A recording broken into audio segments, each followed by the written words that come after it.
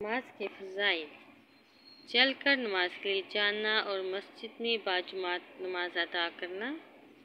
हज़रत अबू हुरैरा से रिवायत है कि रसूलुल्लाह सल्लल्लाहु अलैहि वसल्लम ने फरमाया, जमात से नमाज पढ़ने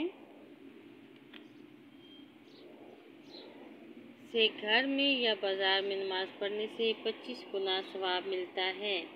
जब तुम में से कोई शख्स अच्छी तरह वज़ू करता है और मस्जिद आता है, इसका मकसद सिर्फ नमाज पढ़ना होता है, तो वो जो भी कदम उठाता है अल्लाह ताला इसकी वजह से इसका एक दर्जा बुलंद कर देता है और एक गुनाह माफ़ कर देता है, यहाँ तक कि वो मस्जिद पहुँच जाए।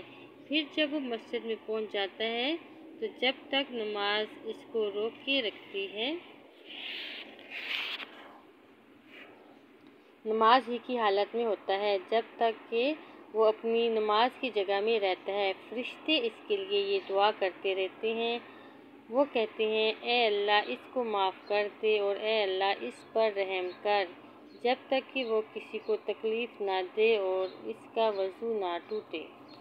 हज़रत अब्दुल्ला बिन उमर से रिवायत है कि रसूलुल्लाह सल्लल्लाहु अलैहि वसल्लम ने फरमाया, जमात से नमाज पढ़ना तन्हा नमाज पढ़ने से बेहतर 72 गुना अफजल है। सुबह शाम मस्जिद जाने की फजीलत। हज़रत अबू हुरैरा से रिवायत है कि रसूलुल्लाह सल्लल्लाहु अलैहि वसल्लम ने फरमाया, जो शख्स सुबह शाम मस्जिद नमाज के लिए जाए तो अल्लाह ताला इसके लिए मेहमान नवाजी का एहतमाम करेगा जब वो सुबह शाम जाएगा। सुकून और वक़ार से मस्जिद में आने की फजीलत के बारे में हदीस है। हज़रत अबू हुरैरा से रिवायत है कि रसूलुल्लाह सल्लल्लाहु अलैहि वसल्लम ने फरमाया, जब नमाज के लिए तकबीर कह दी जाए तो तुम दौड़ते हुए ना आओ, बल्कि सुकून और वक़ार से आओ। फिर जो नमाज मिले इसको पढ़ो और जो फौत हो जाए इसको पूरी कर लो, इसलिए कि तुम में से कोई शख्स नमाज का कसद करता है तो वो नमाज ही की हालत में होता है। आमीन कहने की फजीलत। हज़रत अबू हुरैरा से रिवायत है कि रसूलुल्लाह सल्लल्लाहु अलैहि वसल्लम ने फरमाया, जब तुम में से कोई शख्स आमीन कहता है और फरिश्ते भी आसमान में आमीन कहते हैं, तो दोनों की आमीन कहने की आवाज़ मिल जाए तो इसके अगले गुनाह माफ़ कर दिए जाते हैं। वक्त पर नमाज पढ़ने की फजीलत के बारे में हदीस है कि हज़रत अब्दुल्ला बिन मसूद से रिवायत है कि मैंने रसूलुल्लाह सल्लल्लाहु अलैहि वसल्लम से पूछा कि कौन सा अमल अल्लाह के नज़दीक सबसे ज़्यादा महबूब है, तो आपने फरमाया, वक्त पर नमाज पढ़ना।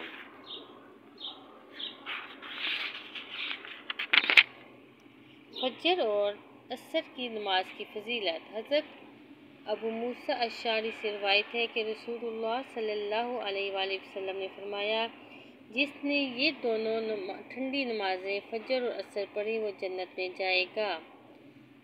हज़रत अबू बसर कहते हैं कि रसूलुल्लाह सल्लल्लाहु अलैहि वसल्लम ने हमें मखमस में असर की नमाज पढ़ाई, फिर फरमाने लगे कि ये नमाज तुमसे पहले लोगों पर पेश की गई थी, लेकिन उन्होंने इसे ज़ाया कर दिया, बस जिसने इसकी हिफाजत की इसको 2 गुना अजर मिलेगा। असर की नमाज के बारे में है। इशा और फजर की नमाज पढ़ने की फजीलत। हज़रत उस्मान बिन अफ़्फ़ान कहते हैं कि मैंने रसूलुल्लाह सल्लल्लाहु अलैहि वसल्लम को फरमाते हुए सुना, जिसने इशा की नमाज जमात से अदा की इसने गोया आधी रात नमाज पढ़ी, और जिसने फजर की नमाज जमात के साथ अदा की गोया पूरी रात नमाज पढ़ी। नमाज के बाद दूसरी नमाज के इंतज़ार की फजीलत। हज़रत अबू हुरैरा से रिवायत है कि रसूलुल्लाह सल्लल्लाहु अलैहि वसल्लम ने फरमाया, क्या मैं तुमको ऐसी चीज़ ना बताऊं जिससे अल्लाह ताला खताओं को मिटा देता है और दर्जात बुलंद कर देता है। लोगों ने कहा, हाँ ए अल्लाह के रसूल, ज़रूर बताइए। आपने फरमाया, दुश्वार और नापसंदीदा हालत में कामिल वज़ू करना, مسجدوں تک دور سے چل کر آنا اور ایک نماز کے بعد دوسری نماز کا انتظار کرنا، بس یہ رباط ہے جس سے تم اپنے آپ کو باندھ لو۔ بعد از فجر نماز کی جگہ بیٹھنے کی فضیلت۔ سماک بن حرب کہتے ہیں کہ میں نے حضرت جابر بن سمرہ سے روایت سے کہا کہ کیا رسول اللہ صلی اللہ علیہ وآلہ وسلم ساتھ بیٹھا کرتے تھے؟ انہوں نے کہا ہاں، اکثر بیٹھا کرتے تھے۔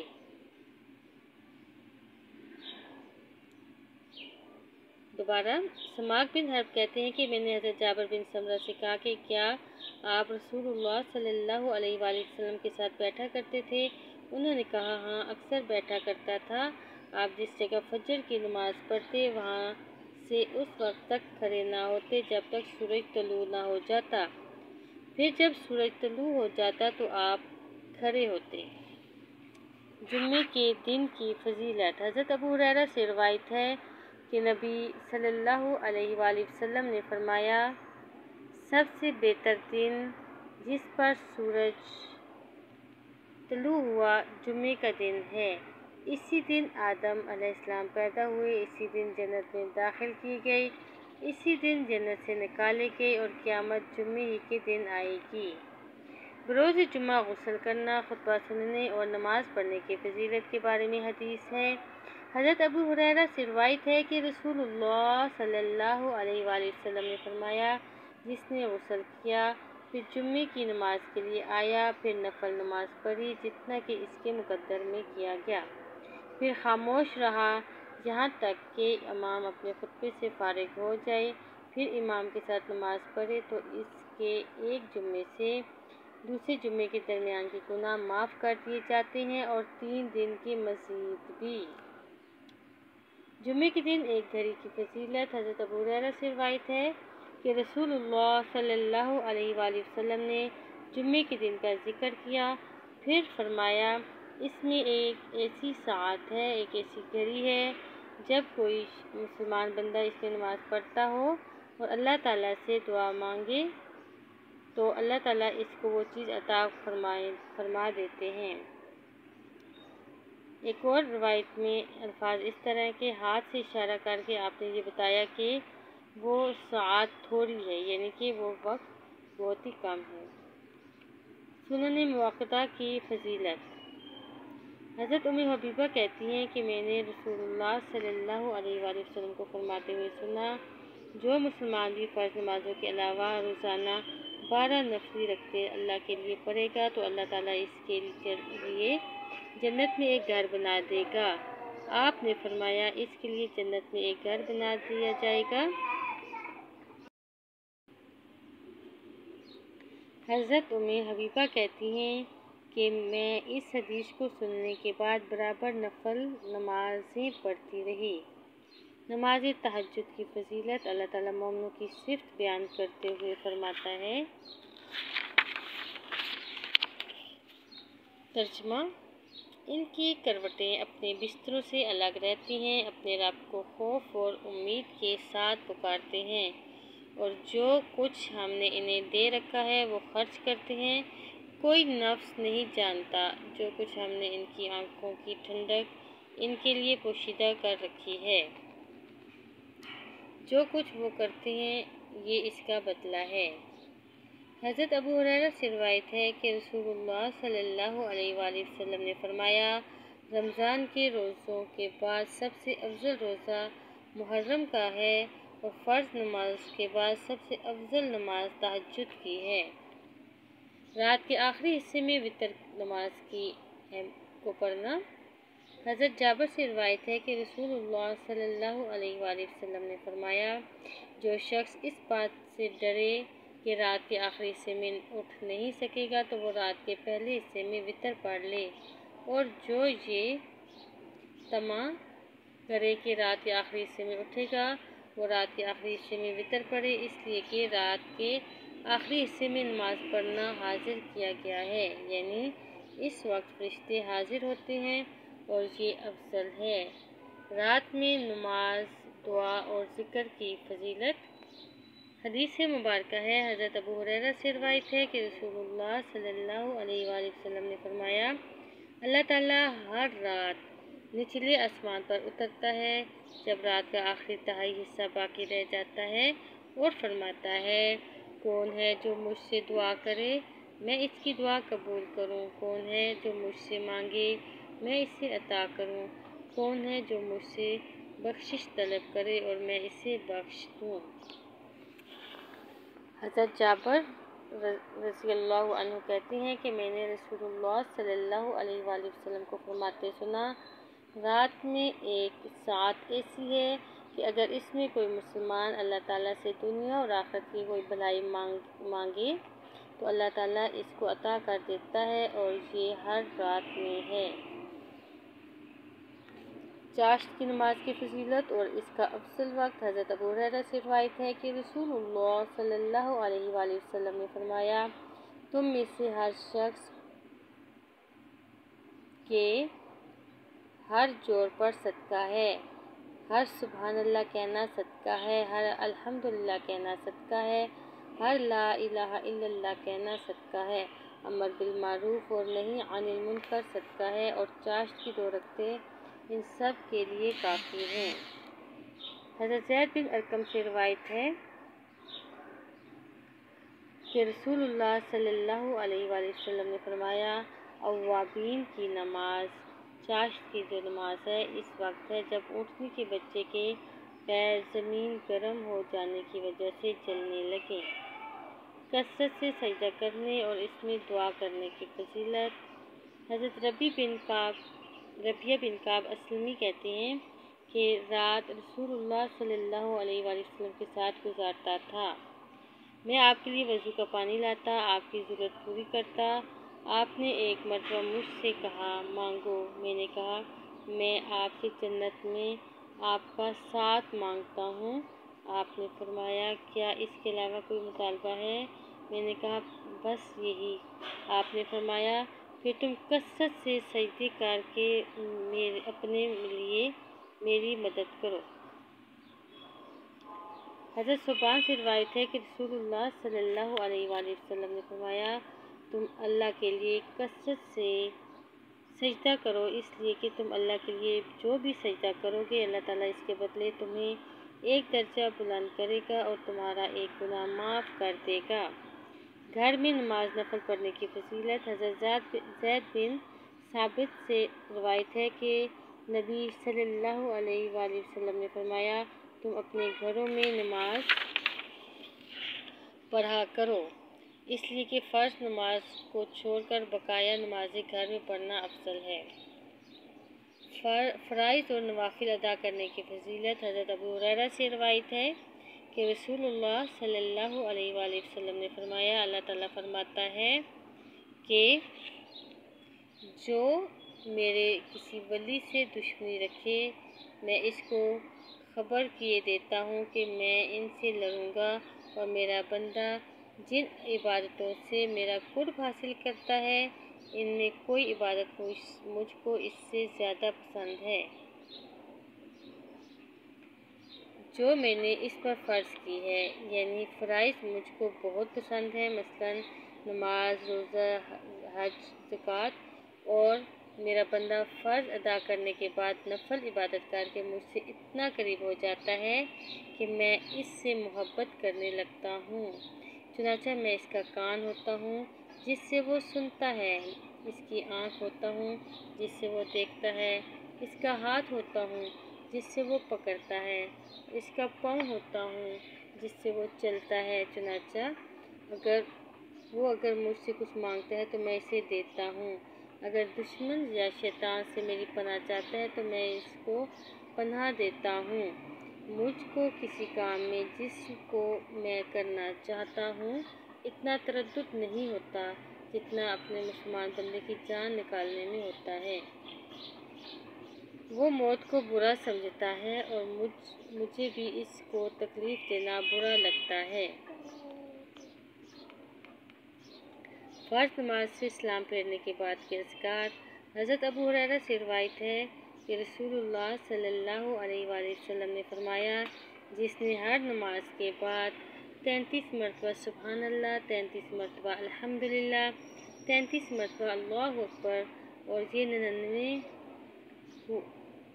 ہو گئے، پھر 100 پورا کرنے کے لیے لا الہ الا اللہ وحدہ لا شریک لہ لہ الملک ولہ الحمد وہو علی کل شیء قدیر کہا، اس کی غلطیاں معاف کر دی جاتی ہیں، اگرچہ وہ سمندر کے جھاگ کے برابر کیوں نہ ہوں۔ جنازے کے ساتھ جانا، اس پر نماز پڑھنا اور دفن کرنے میں شریک ہونے کے بارے میں حدیث ہے۔ حضرت ابو ہریرہ سے روایت ہے کہ رسول اللہ صلی اللہ علیہ وآلہ وسلم نے فرمایا، جو شخص ایمان رکھ کر ثواب کی نیت سے مسلمان کے جنازے کے ساتھ جائے اور نماز اور دفن سے فارغ ہونے تک اس کے ساتھ رہے تو وہ 2 قیرات ثواب لے کر لوٹے گا، اور ہر قیرات اتنا بڑا ہے جتنا احد کا پہاڑ، اور جو شخص جنازے میں نماز پڑھ کر دفن سے پہلے لوٹ آئے وہ 1 قیرات ثواب لے کر لوٹے گا۔ جس کے جنازے میں 100 یا 40 آدمی شریک ہوئے۔ حدیث مبارکہ ہے کہ حضرت عائشہ سے روایت ہے، نبی صلی اللہ علیہ وآلہ وسلم نے فرمایا، جس میت پر 100 مسلمان نماز پڑھ لیں اور سب اس کے لیے سفارش کریں تو اس کے لیے ان کی سفارش قبول کی جاتی ہے۔ حضرت عبداللہ بن عباس کہتے ہیں کہ میں نے رسول اللہ صلی اللہ علیہ وآلہ وسلم کو فرماتے ہوئے سنا، جب کوئی مسلمان مر جائے اور اس کی نماز جنازہ 40 آدمی پڑھ لیں جو اللہ کے ساتھ کسی کو شریک نہیں کرتے تو اس کے بارے میں اللہ تعالیٰ ان کی سفارش قبول کرے گا۔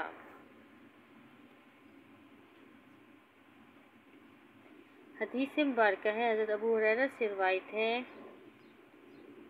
کہ رسول اللہ صلی اللہ علیہ وآلہ وسلم نے فرمایا، اللہ تعالیٰ فرماتا ہے، جب میں دنیا میں اپنے مومن بندے کو کسی عزیز کی روح قبض کرتا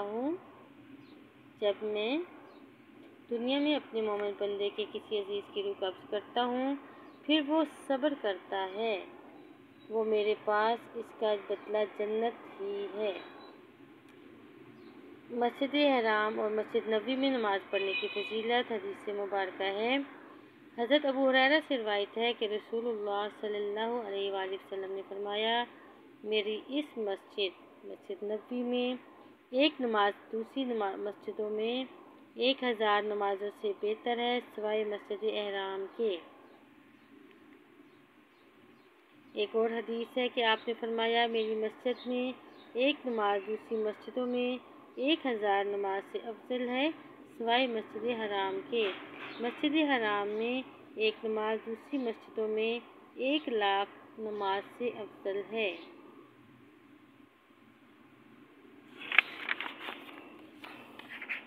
بیت المقدس میں نماز پڑھنے کی فضیلت۔ حضرت ابو ذر رضی اللہ عنہ کہتے ہیں کہ ہم رسول اللہ صلی اللہ علیہ وآلہ وسلم کے پاس آپس میں یہ بحث کر رہے تھے کہ مسجد نبوی افضل ہے یا مسجد بیت المقدس۔ اتنے میں آپ نے فرمایا، میری اس مسجد میں ایک نماز بیت المقدس کی مسجد میں 4 نمازوں سے افضل ہے، اور یہ بھی کہا کہ بہتر نماز پڑھنے کی جگہ ہے۔ مسجد قباء میں نماز پڑھنے کی فضیلت۔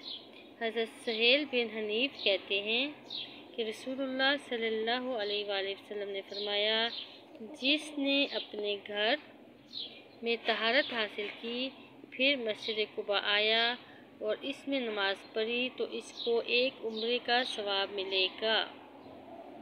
ربنا تقبل منا انک انت السمیع العلیم وتب علینا انک انت التواب الرحیم۔